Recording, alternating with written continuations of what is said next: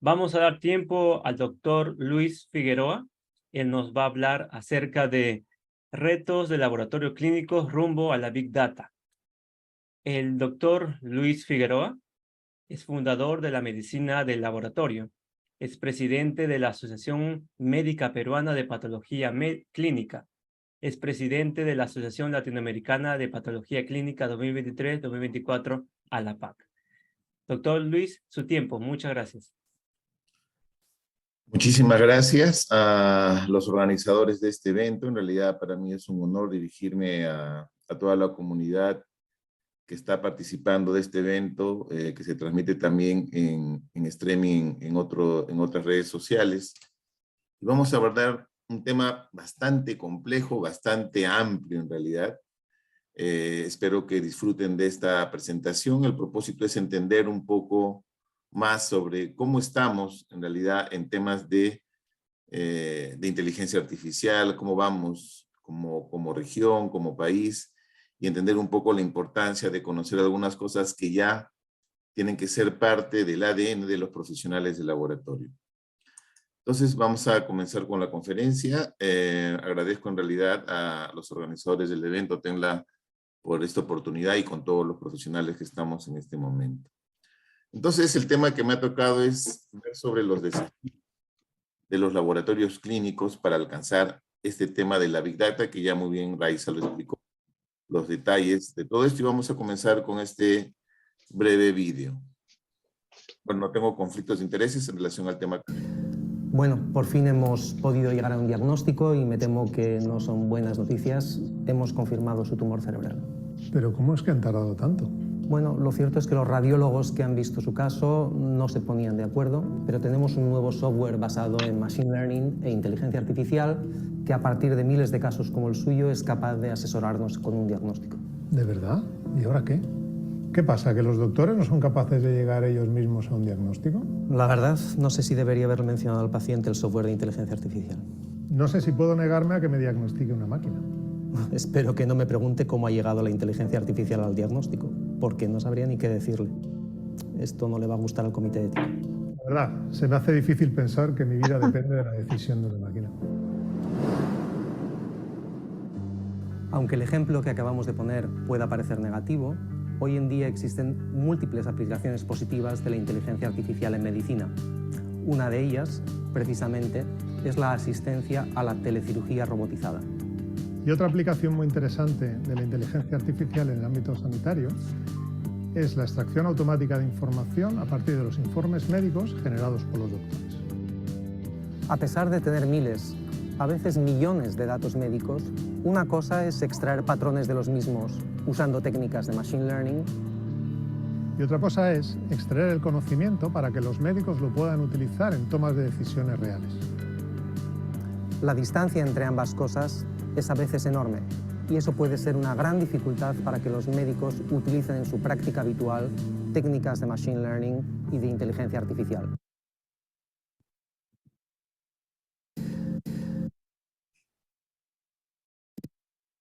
Como ven, son muchos los desafíos que se vienen en relación al tema de inteligencia artificial, y ojo, no estamos lejos de esas realidades. Ya hay muchos países que están adaptando las herramientas de inteligencia artificial para toma de decisiones. Y el tema es esto, mire, por ejemplo, esta publicación reciente hablan sobre el Día Mundial del Ser Humano, y con tanta data e información que han extraído de diferentes fuentes pueden determinar el tiempo que dedicamos los seres humanos todos los días. Por ejemplo, hablan que en promedio estamos en la cama o descansando 9 horas, actividades propias que generan los seres humanos en relación a la organización, otros eventos en relación a la extracción y también actividades económicas. Entonces, hay mucha información y todo eso lo estamos obteniendo en realidad a gran cantidad de datos. Es por eso que ya en laboratorio, en realidad el laboratorio es una ciencia digital hoy en día. La medicina del laboratorio se está transformando en una ciencia digital. Y cada establecimiento de salud, en especial los hospitales de tercer nivel, institutos, y también los hospitales de segundo nivel, comienzan a acumular una gran cantidad de información. Y mientras más complejo es el establecimiento, probablemente más compleja también será su información. como datos ómicos, metadatos, en fin. Entonces, procesar, conectar, almacenar y ordenar gran cantidad de información, pues requiere de herramientas y técnicas de Big Data, ¿no? Como se ha resumido ese proceso general, cómo más o menos sería esa ruta para obtener esto, ¿no? Y esto es esencial para el análisis, pues, de datos sofisticados, más aún cuando tenemos grandes bases de datos.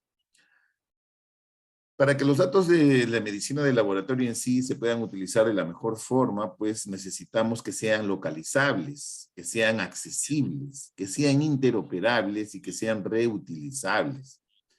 Aunque no lo crean, cada uno de estos términos tiene enormes desafíos cuando queremos establecer, digamos, una ruta para obtener la información.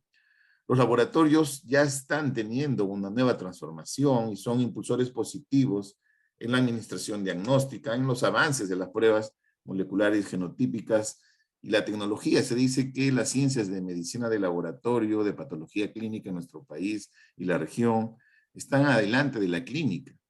Y es probable que nosotros tengamos que ir a donde los clínicos a enseñarle cómo vamos y la tecnología avanza a ritmos agigantados, hablan que estamos 10 a 15 años adelantados en relación al avance de los clínicos. Entonces tenemos un enorme desafío y si a eso le agregamos el avance de la inteligencia artificial, pues ni qué decir. Por eso estos impulsores allanan, digamos, el camino también hacia una medicina personalizada, ¿no? Hacia unos resultados más personalizados. Si apagan los audios, por favor. Aparte de este ya desafío per se, tenemos la miniaturización de los dispositivos con el uso de las pruebas POC. El uso de las pruebas POC, ¿me escuchan? Correcto.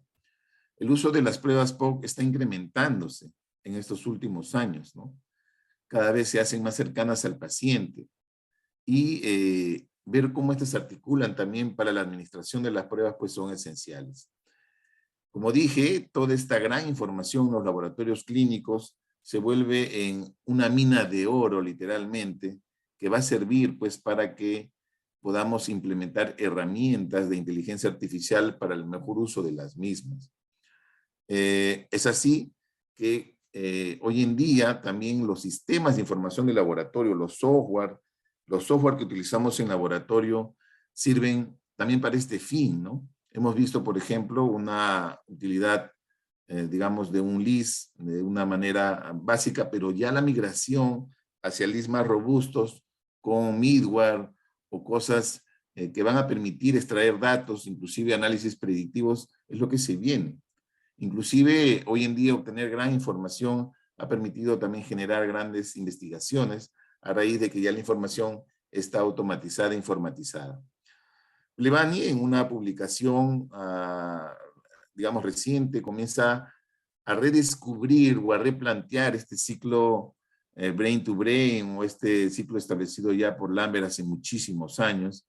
Él ya comienza a redefinir, digamos, a plantear también este ciclo cerebro-cerebro desde la solicitud del médico hasta obtener resultados del laboratorio y comienza a ver cómo flujos se articulan hacia los sistemas de información y cómo información también va de los sistemas de información del laboratorio hacia otras herramientas informáticas que me permitirían tener ya datos, digamos, de mayor valor para la toma de decisiones, ¿no?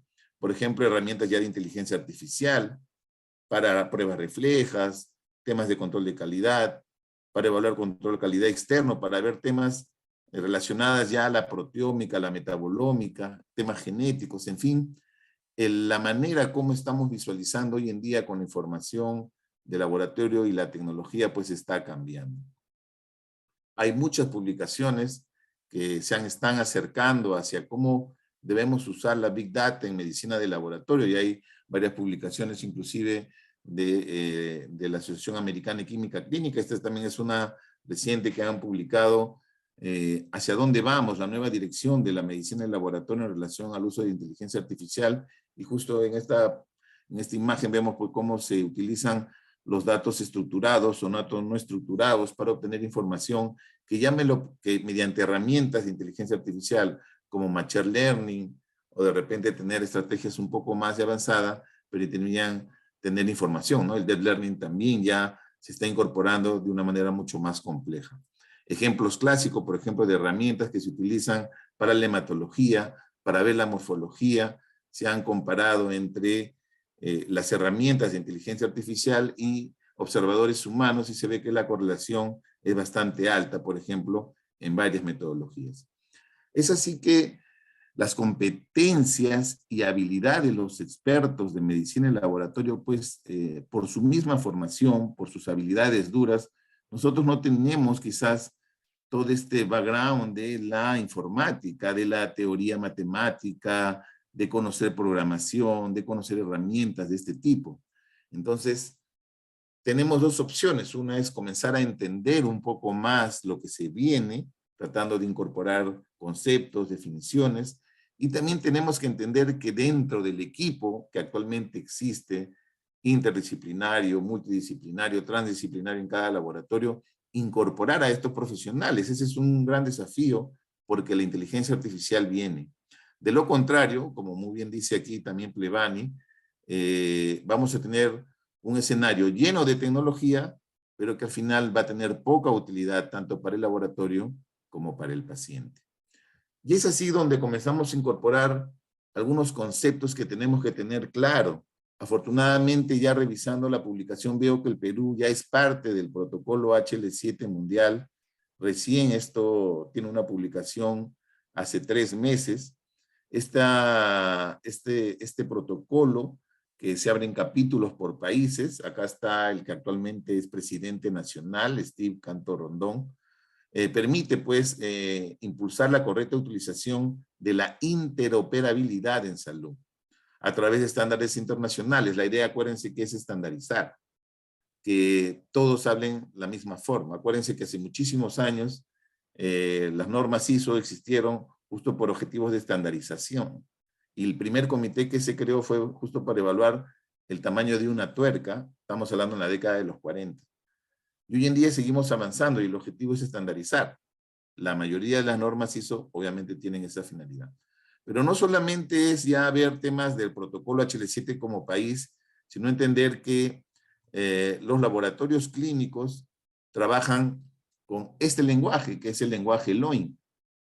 Este lenguaje es un vocabulario estándar para identificar de forma unívoca y universal pruebas de laboratorio, mediciones, observaciones y documentos. Es decir, los software que se utilizan, los sistemas de información de laboratorio o a lo que pudiera implementar de repente un LIS, digamos el Estado o un sistema de salud, tiene que trabajar con este lenguaje.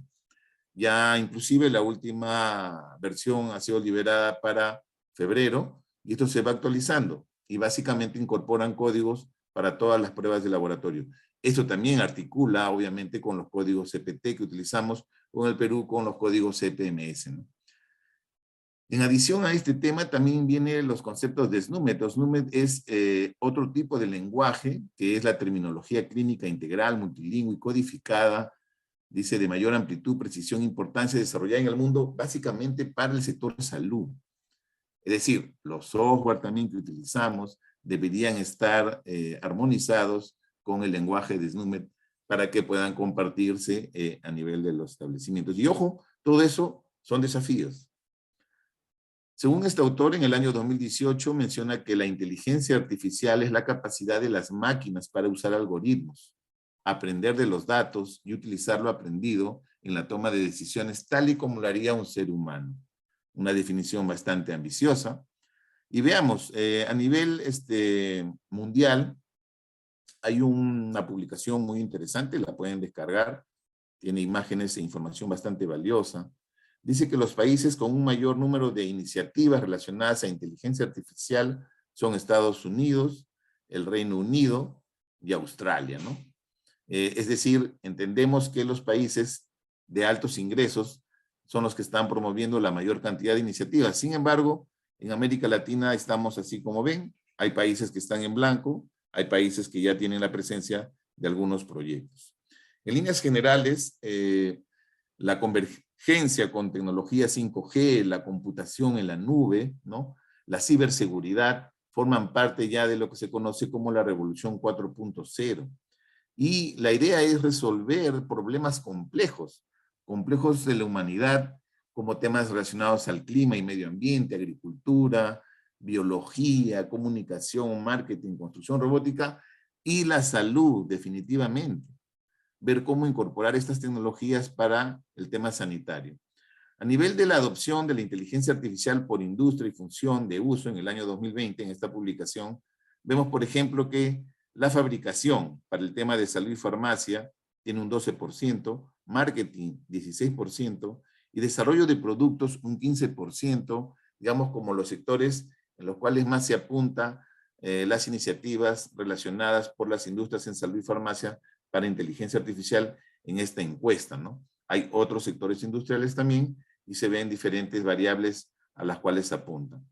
De la misma forma, se ve cómo las publicaciones de inteligencia artificial per cápita y Producto Bruto Interno per cápita por país y región en el año 2020 demuestra que Europa y Asia concentran el mayor número de publicaciones relacionadas a inteligencia artificial. Y bueno, América Latina, que tiene este color amarillo pálido, pues casi está rezagado, ¿no?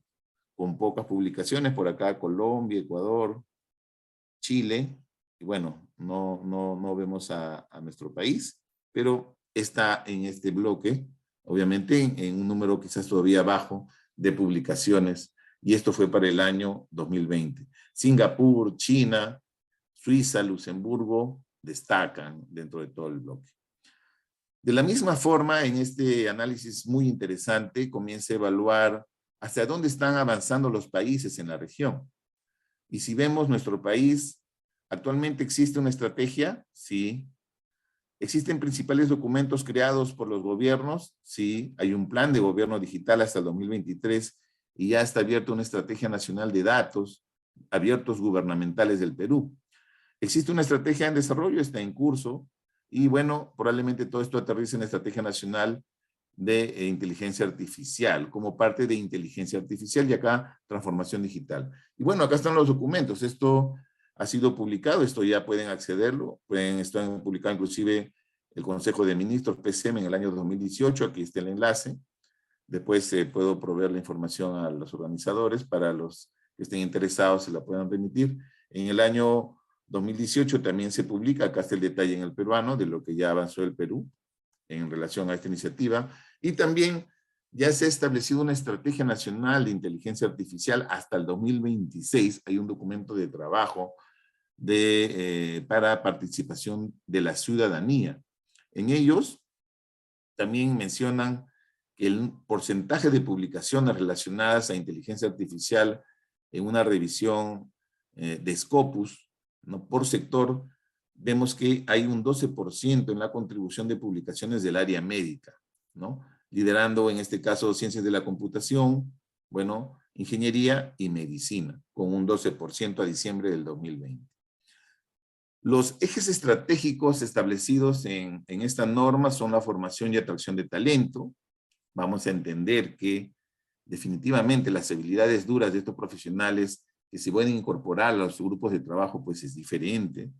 Bioinformática, medicina computacional, médicos informáticos, programación, etcétera. Es todo un proceso. También ya hay algunas maestrías en el país que están formando. Habla también del modelo económico, infraestructura y tecnología. Avanzar hacia una infraestructura digital y telecomunicaciones. Datos, ¿no? Infraestructura de datos. Ética, que es un tema muy importante, como vimos en el video inicial, y la colaboración, obviamente, con otros actores similares en la región ayudaría muchísimo. Ahora, el Perú proyecta que para 2026 la Estrategia Nacional de Inteligencia Artificial debe estar ya concluida y ya tener, digamos, un planteamiento para abordarlo, ¿no? Especialmente definir los temas normativos, legales, éticos, para regularla, ¿no? Y así comenzar a potenciar el avance de la inteligencia artificial en nuestro país. A nivel de preparación para inteligencia artificial en la región, esto es para el año 2019, de 194 países a nivel mundial, Perú está en el puesto 71, digamos, ha abordado ya los temas de gobierno digital, infraestructura y data, habilidades de educación e innovación. Estos son los temas que se evaluaron, ¿no? Perú, bueno, está en el puesto 71. Hay muchos países de la región que ya están de repente en puestos superiores, han avanzado un poco más. De la misma forma, hay algunos temas que todavía, digamos, no se abordan dentro de esta estrategia, ¿no? Vemos cómo cada país aborda diferentes componentes. Perú probablemente adolece de temas relacionados a estrategias de ciberseguridad o a planes, por ejemplo, que impulsen 5G en comparación con otros países que ya han desarrollado estas estrategias. Esto es para el 2020. Como ya hemos visto, estos son los ejes estratégicos en los cuales se apunta este gobierno digital en esta propuesta. Vamos a ver, probablemente esto va a ir poco a poco amalgamando con nuestras limitaciones. Acuérdense que no tenemos todavía un gobierno electrónico, hay dificultades. Sin embargo, mencionan que cerca del 87% de los hogares tienen penetración de Internet, es decir, cerca, bueno, acá dice un promedio de 8.779.000 cuentan con acceso a Internet, ya sea fijo o móvil, a una encuesta que realizaron por instituciones conocedoras. También mencionan que el Perú está en el 4º lugar de las 6 principales economías de América Latina con el tema de banda ancha fija y reportar una velocidad de descarga de 40 megabits por segundo. Ahí está correcto. Entonces se podría decir que algo se está avanzando. Se podría decir que existen. Sin embargo, esto a la hora de la hora, cuando ya va a aterrizar el sistema de salud, vamos a ver que hay algunas limitaciones. Esta es una foto completa de nuestro sistema de salud. Esto está publicado en un libro para el año 2016. Y como ya conocemos, nuestro sistema de salud lamentablemente tiene un gran problema y es este tema de aquí, la segmentación y la fragmentación. La segmentación no me permite tener un régimen de repente financiero homogéneo para todos los sistemas de salud y dentro de los sistemas tampoco articulamos y eso lo hemos visto, por ejemplo, ahora en la pandemia, las enormes dificultades que existían para integrar los sistemas de salud, y eso persiste. Entonces, si vemos que los dos principales sistemas de salud en nuestro país, tanto el MINSA como el Salud, no conversan, obviamente existen acuerdos, convenios interinstitucionales, pero hasta el día de hoy no hay todavía una conversación explícita. Todavía internamente es más complejo. Digamos que Salud ya migró, tenemos un sistema de información hospitalario. Hoy en día en la seguridad social en todo el país podemos con el DNI ver la historia clínica del paciente, podemos ver resultados de cualquier lugar del país mediante nuestro sistema de información hospitalario que es el ESI, pero creo que en el ministerio eso no es posible. Acá, bueno, estamos hablando de menos de 500 establecimientos de salud en los 3 niveles, aquí definitivamente hay muchísimos más, pero ¿por qué no estar ya integrados? ¿Por qué no estar interconectados en pleno 2023? En adición a eso, también existe pues una fractura, un eslabón entre la parte pública y privada, si hablamos del tema sanitario. Cada sistema sanitario, digamos, subsistemas de salud en el país, son pues islas. No estamos integrados. Son desafíos. Y sobre esos desafíos tendríamos que implementar estrategias nacionales de inteligencia artificial. ¿Cómo lo hacemos? Entonces, como dije, la fragmentación, pues lamentablemente es una enorme dificultad que está latente en nuestro sistema de salud y de la misma forma la segmentación. Y estas enormes barreras que ya se conocen y que se tratan de luchar, pues hasta el día de hoy persisten y son grandes limitaciones para tratar de avanzar de repente un poco más. En adición a eso, ya conocedores de nuestro sistema de salud, un informe en el 2021 del diagnóstico de brechas, infraestructura, equipamiento del sector salud, elaborado por el Ministerio de Salud, mencionan que el porcentaje de sistemas de información de salud que no funcionan de forma adecuada es el 76% para la revisión de los establecimientos que hicieron en esa fecha. Seguimos avanzando. En laboratorio clínico, en los servicios de patología clínica en nuestro país, lamentablemente, no tenemos una dirección a nivel del Ministerio de Salud que tutele un plan estratégico nacional, por ejemplo, de patología clínica. A diferencia de lo que pasa con Banco de Sangre, que inmediatamente viene a nuestra mente Pronaevas, que está por ley, obviamente, y se ha formado todo un equipo que viaja a todos los departamentos del país para ver la infraestructura de Banco de Sangre, la regula, etcétera. Eso no pasa con los laboratorios clínicos. No pasa con los servicios de ayuda al diagnóstico.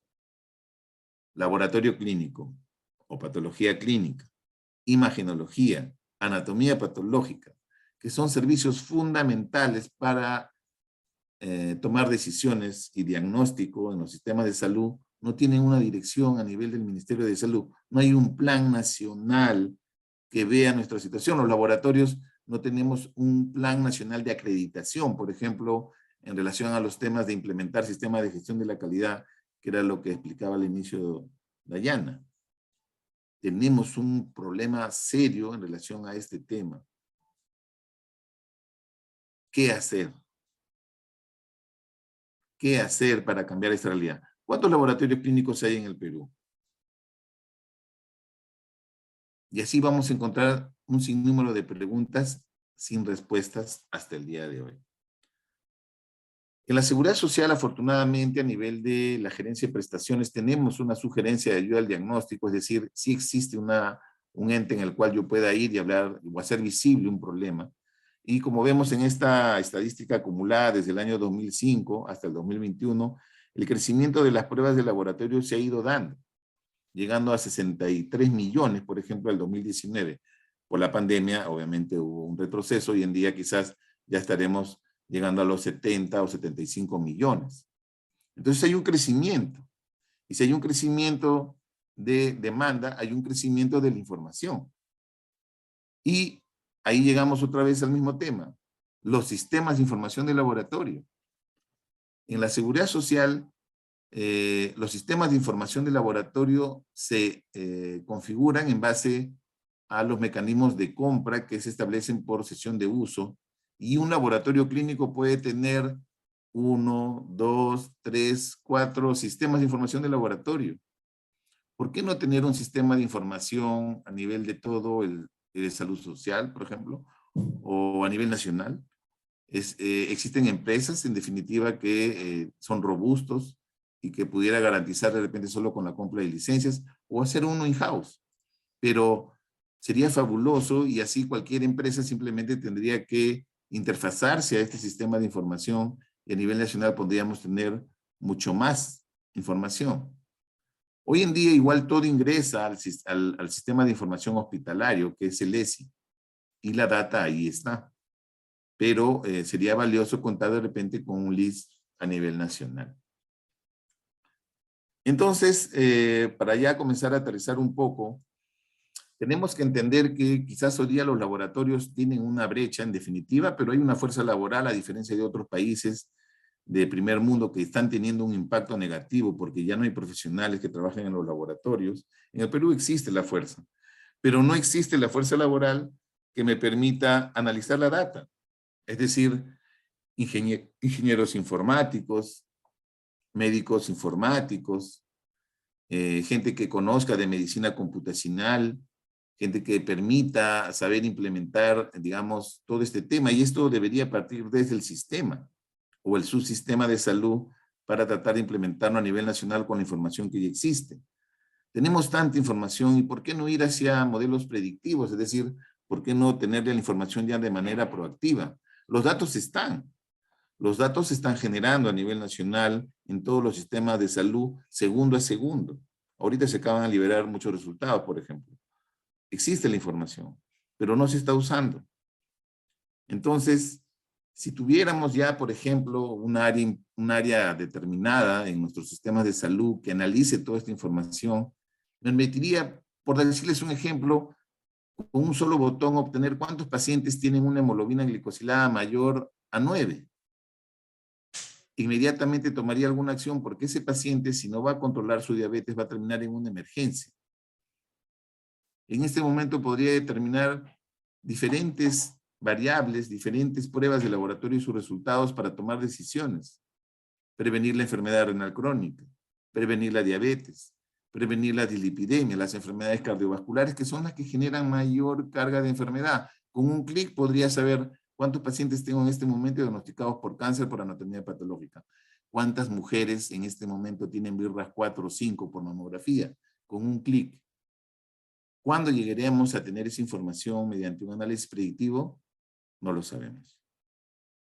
Pero debemos que entender que hacia eso tenemos que migrar más tarde o más temprano, y en definitiva tenemos que contar con la infraestructura para hacerlo. Grandes servidores que tendría que comprar un subsistema para comenzar a administrar la información y profesionales competentes que comiencen a agarrar esa data para comenzar a obtener resultados de esa perspectiva en beneficio de los pacientes, evitando más mortalidad, evitando menos ingresos a la emergencia, ahorrando cantidades ingentes de dinero que evitarían una actitud más reactiva y quizás proactiva a nivel sanitario en los sistemas de salud. Y bueno, por último, no hay que perder de ojo el tema de la parte ética y gobernanza, ¿no? Ya la Organización Mundial de Salud hace poco liberó este resumen de ética y gobernanza de la inteligencia artificial, que es lo que se viene, ¿no? Cómo se está regulando en los países, cuánto se está avanzando de ello. Como vimos en el video al inicio, las reflexiones que se hacía el médico y las preguntas que se hacía el paciente. ¿Cómo se va a abordar eso en un futuro? Esta parte regulatoria también es todo un desafío en adelante. Por ejemplo, ya en Estados Unidos, la FDA ha establecido algunas guías, ¿no?, para garantizar buenas prácticas de medicina de laboratorio, cuando se utilizan algoritmos para evitar o minimizar sus sesgos y optimizar su solidez. Inclusive también a nivel del CLSI hay ya algunas normas que ayudan a tratar de entender un poco más la interoperabilidad para mejorar la conectividad de los equipos en beneficio de los pacientes. Entonces, ya existe información, pero hay que comenzar a utilizarlo con mayor. Esta es una publicación que encontré. Salud ya inició un proyecto piloto. Esto fue publicado en noviembre del año pasado en convenio con instituciones de la Embajada Británica, en fin, para dar un inicio a un proyecto de planeamiento del proyecto piloto de salud digital. Probablemente tendremos respuestas de eso en relación a cómo lo van a abordar o qué se va a hacer en un futuro. Entonces, seamos optimistas. En definitiva, tenemos que pensar que nuestro país tiene que lentamente migrar hacia comprender la importancia de la inteligencia artificial, y esto en definitiva va a aterrizar en los laboratorios clínicos pronto, y los profesionales de laboratorio tenemos que comprometernos a entender un poco más sobre todos los conceptos relacionados a inteligencia artificial y entender que debemos incorporar profesionales que conozcan del tema para migrar en algún momento hacia un análisis predictivo de repente de los resultados. Muchísimas gracias. Los invito a que se suscriban a mi canal en YouTube, a Facebook, también tengo mi podcast, y bueno, muchísimas gracias a Tenmalab por la invitación, y abrimos al diálogo en relación a esta presentación. Muchas gracias. Doctor, muchas gracias por la presentación y por la exposición que nos ha dado. Efectivamente, tenemos una cierta cantidad de preguntas. Tenemos una pregunta para usted que nos puede ayudar con una respuesta. La pregunta es: doctor, excelente exposición. Mi pregunta va acerca de si usted ve necesario que alguien como yo, un encargado de laboratorio, fomente la publicación de referencias o tendencias genéricas que contribuyan a la mejora de otros laboratorios y su atención al cliente. Yo creo que los profesionales de laboratorio clínico en el país, de patología clínica y la región, tienen una responsabilidad de hacer visible lo que hacemos. Es decir, he tratado un poco de entender el pensamiento lógico de los profesionales de laboratorio, y a veces quizás el hecho de estar analizando, de estar interactuando mucho con los equipos, nos vuelve un poco introvertidos tal vez, o no salimos o nos concentramos tanto en lo que hacemos que nos olvidamos que tenemos que salir de esas cuatro paredes. Y todo lo que sume a hacer visible lo que hacemos, todo lo que sume a romper estos desafíos, a estos grandes problemas que existen, va a contribuir de manera positiva, ¿no? Está silenciado tu micro. Muchas gracias, disculpe. Tenemos dos preguntas más para usted. La pregunta es, ¿por qué cree usted que en el Perú no hay suficientes publicaciones en investigación? A ver, La segunda, ah, ¿existe algún proyecto de ley para tener una dirección en laboratorio clínico y autonomía patológica? sobre el tema de investigación, es un tema que me he hecho muchas veces reflexión en relación a eso y he preguntado también mucho. Yo creo que el tema principal es que quizás no tenemos una buena formación en investigación. Tenemos serias limitaciones en relación a la formación en investigación. No tenemos muchas experiencias en investigación. Nuestro país no invierte ni el 1% del PBI en investigación. Estamos en el 0.12% en tecnología, ciencia e investigación, comparado con otros países de la región. Sin embargo, a pesar de eso, se están haciendo esfuerzos. Por ejemplo, en la seguridad social tenemos el IEX y ya desde el 2016 se ha incrementado de manera importante el número de investigaciones, pero ya es una decisión, digamos, de una política institucional promover las publicaciones científicas, promover el desarrollo de protocolos, generar conocimiento. También en el país hay esfuerzos con Concitec, etcétera, pero igual siguen siendo aislados. No hay una política nacional que impulse de manera fehaciente. Es más, no hay tiempo tampoco para investigación. En lo personal, lo hago fuera de mi tiempo laboral. Y lo hago porque me gusta, pero no todos tienen el tiempo de repente para poder dedicarse a la investigación. Entonces, son muchas las variables que hacen que eso sea complejo. Sobre el tema de una ley, excelente. Si me ayudan en eso, sería fabuloso. Yo he hablado esto, el problema de no tener una dirección de los servicios de apoyo al diagnóstico con 2 viceministros y con muchos gestores de la macrogestión y hasta el día de hoy es estéril. Si tienen algún contacto, sería fabuloso para promoverlo. Muchas gracias, doctor, por la respuesta y por su tiempo. Tenemos una pregunta para la licenciada Dayana Julca. Licenciada, nos consulta un especialista del laboratorio, nos dice, dentro de la información recopilada en el laboratorio, ¿qué tipo de datos o información influencian más en la mejora de la calidad en el laboratorio clínico? Sí, ¿qué tal? Bueno, ¿y qué tipo de datos vamos a utilizar para poder mejorar, pues, la información que en el día a día se recolecta relacionada, por ejemplo, a las desviaciones o no conformidades que puedan haber en las diferentes actividades que realizamos? Esa información es muy útil, ¿no? Ya que al analizarla podemos identificar diferentes causas raíz y poder implementar, ¿no? Acciones correctivas, también pueden desarrollarse acciones de mejora, puede analizarse también, también el enfoque basado en la gestión de riesgos, también es otra de los, digamos, de la información valiosa que podemos nosotros analizar, identificar y con la finalidad justamente de que se pueda reducir o mitigar cualquier tipo de situación que pueda generar algún efecto potencial negativo o impacto, ¿no?, severo para el paciente, justamente enfocado en la seguridad del paciente. Otros aspectos también, ya propiamente en los procesos analíticos, pues nosotros vamos a generar información diariamente del control de calidad, ¿no?, que realizamos, el control de calidad interno, por ejemplo.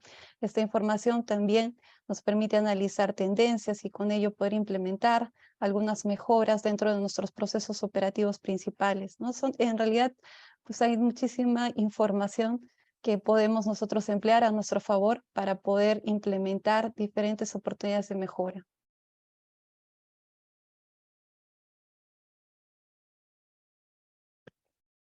¿No Está se escucha? silenciado. Disculpen. Muchas gracias, licenciada, por la respuesta y por la información que nos ha dado. Y efectivamente hay muchas formas de poder analizar la información y que sea eficiente y que cumpla la función, ¿no?, de ayudarnos. Muchas gracias a todos ustedes, a los 4 expositores que hemos tenido el día de hoy, al doctor Luis Figueroa, a la licenciada Dayana Julca, a la licenciada Raiza Núñez y al desarrollador Luis Escriba por su tiempo, por la oportunidad de estar aquí presente. Y a todos los que están conectados, muchas gracias por estar aquí. Recordarles que este webinar ha estado auspiciado por la Medicina de Laboratorio, el Instituto de Gestión y Certificación para la Calidad y la empresa Tecmadi.